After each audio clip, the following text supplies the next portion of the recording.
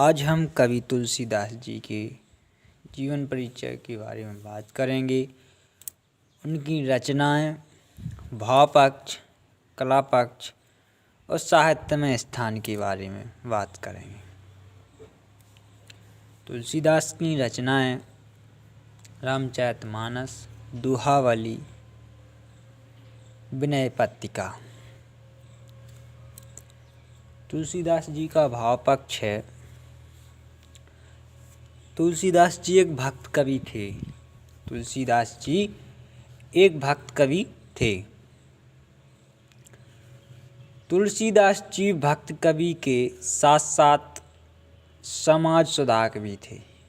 तुलसीदास जी भक्त कवि तो थे ही, साथ ही कैसे थे, समाज सुधारक भी थे।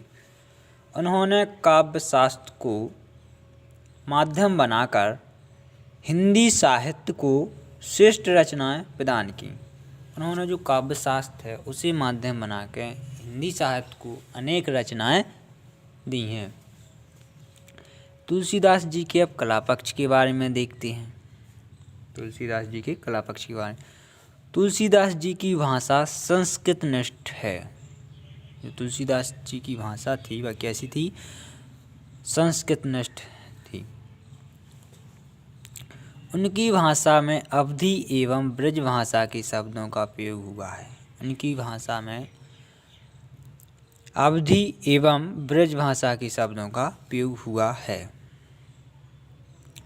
उनकी भाषा में कहीं कहीं अरबी, फारसी, बंगाली, पंजाबी भाषा की लोकोक्तियों का प्रयोग किया है।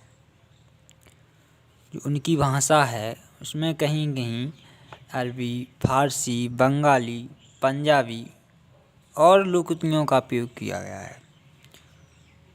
उन्होंने मुख्य रूप से अवधी का प्रयोग किया है।